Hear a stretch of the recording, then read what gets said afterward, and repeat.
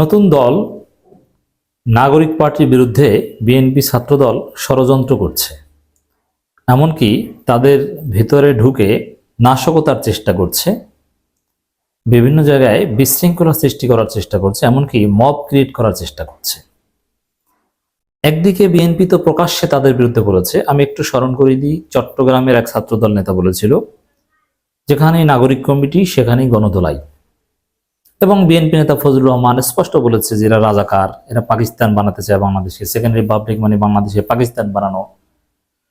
সব ধরনের propaganda BNP ছাত্রদের নতুন দল নাগরিক পার্টির বিরুদ্ধে চালাচ্ছে, করছে।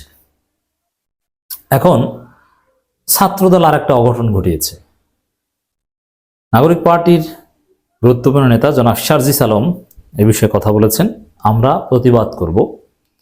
এবং একটা বিষয় স্পষ্ট, দেখেন, নাগরিক কমিটি কেউ কেউ মাহফুজরা পর্দার অন্তরালে তারা বিএনপির সাথে জোট, দর কষাকষি, আসন ভাগাভাগি এগুলো শুরু করেছে, আলোচনা করছে। কিন্তু আপনি লিখে রাখেন, ক্যাম্পাসে নাগরিক কমিটির ছাত্র উইং, যারা জাতীয় গণতান্ত্রিক ছাত্র সংসদ এবং এই জাতীয় নাগরিক পার্টি,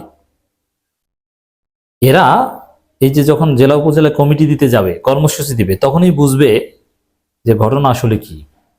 ঢাকার মিডিয়াপাড়ার রাজনীতি, স্মৃতিসৌধে যাওয়া আর বুদ্ধিজীবী কবরস্থানে যাওয়ার রাজনীতি, আর জেলা উপজেলায় কমিটি দিয়ে কর্মসূচি চালানোর রাজনীতি এক না।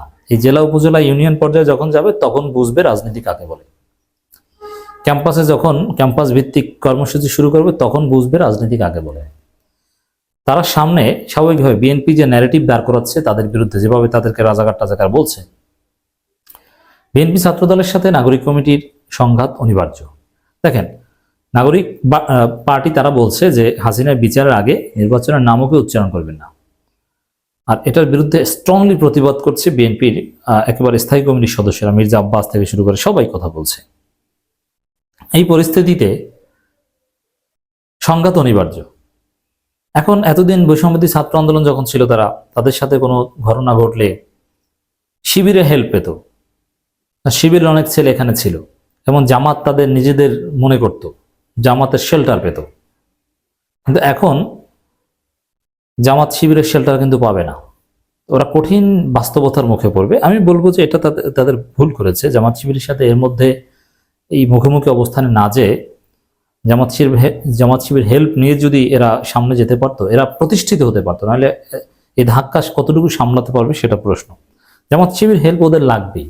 ওরা জেলা উপজেলায় গেলে তখনই দেখবে যে অবস্থা খারাপ, তখনই জামাত শিবিরের সাথে কোঅপারেশনের চেষ্টা করবে তারা। লিখে রাখেন, বিএনপি যখন পেটানো শুরু করবে তখনই জামাত শিবিরের কাছে যাবে, হেল্প চাইবে, জোটের কথা বলবে, শেল্টার চাইবে। এটা অনিবার্য বাস্তবতা। শারজিজ যেটা লিখেছেন, ইফতারের পর বসুন্ধরা আবাসিক এলাকার প্রাইভেট ইউনিভার্সিটি সহযোদ্ধাদের সাথে চায়ের আড্ডা দিতে এবং তাদের কথা শুনতে যাই। সন্ধ্যা 7টা থেকে রাত 10টা পর্যন্ত তাদের সাথে গল্প আড্ডা হয়, তাদের কথা শোনা হয়, চায়ের আড্ডা হয়। এনএসইউ, আইইউবি, এআইইউবি, ইউআইইউ এই 4টি প্রাইভেট বিশ্ববিদ্যালয়ের শতাধিক সহযোদ্ধাদের সাথে আড্ডা দিয়ে এনএসইউর সামনে দিয়ে হেঁটে আসছিলাম। আমার সাথে 15-20 জন প্রাইভেট বিশ্ববিদ্যালয় সহযোদ্ধারা ছিল। পরে এনএসইউর গেটের সামনে দেখি 10-12 জন ঢাবি সিন্ডিকেট নিয়ে স্লোগান দিচ্ছে। এর মধ্যে ছাত্রদলের সেন্ট্রাল নেতা আহমেদ শাকিল ছিল। দেখেন, ছাত্রদলের সেন্ট্রাল লিডার নাগরিক পার্টির বা তাদের ছাত্র সংগঠনের শুভাকাঙ্ক্ষী সেজে, নিজেদের লোক সেজে তারা ভিতরে বিশৃঙ্খলা সৃষ্টি করছে, যে ঢাবি সিন্ডিকেট এই ষড়যন্ত্র ছাত্রদল করছে, আমরা প্রতিবাদ করছি। এর মধ্যে ছাত্রদলের সেন্ট্রাল নেতা আহমেদ শাকিল ছিল। আমি এগিয়ে যাই তাদের কথা শুনতে, কিন্তু তারা ইচ্ছাকৃতভাবে আমার সাথে থাকা প্রাইভেটের শিক্ষার্থীদের গালিগালাজ করতে থাকে। ওদের 10-12 জনের মধ্যে 1-2 জনকে স্টুডেন্ট মনে হলেও বাকিদের দেখে ভাড়া করা টোকাই দুষ্কৃতিকারী মনে হচ্ছিল। এখন ছাত্রদল নেতার সাথে তো টোকাই দুষ্কৃতিকারী থাকবে, এটা তো আমরা এমনিতেই বুঝি। টেম্পো স্ট্যান্ডে আর কি থাকে? ছাত্ররা ছাত্রদল করে না। বিব্রতকর পরিস্থিতি সৃষ্টি করাই এদের উদ্দেশ্য বুঝতে পেরে আমি 2 পক্ষকে চলে যেতে বলি এবং চলে আসি। মানে ওখানে একটা মারামারি বাজাতে চেয়েছিল ছাত্রদল, এই ষড়যন্ত্রের রাজনীতি করছে। আর এরা শিবিরকে বলে গোপন রাজনীতি। ওরা কিভাবে গোপন ষড়যন্ত্র করছে দেখতে পাচ্ছেন তো, প্রমাণ হয়ে গিয়েছে, দেখে চিনে ফেলেছে সার্জিস।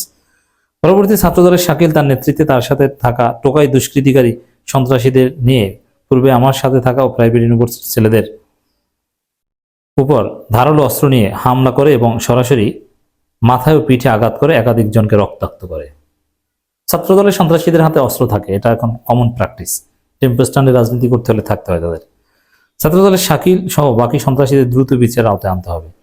16 বছর ধরে ছাত্রদল টোকাই লীগের দ্বারা নির্যাতিত হওয়ার পর আজকে আমি ছাত্রদলের কেউ যদি ছাত্রদলে কেউ এইভাবে টোকাই লীগের সন্ত্রাসীদের মতো আচরণ করে, তাহলে তাদের পরিণতিও টোকাই লীগের মতো হতে খুব বেশি দিন লাগবে না। শিক্ষা নেন, সময় থাকতে নিকট অতীত থেকে শিক্ষা নেন। এর বিরুদ্ধে ছাত্রদেরকে রুখে দাঁড়াতে হবে, ছাত্রদলের এই সন্ত্রাসীদের বিরুদ্ধে। টোকাই লীগ, টোকাই দল, ছাত্র নাই এখানে।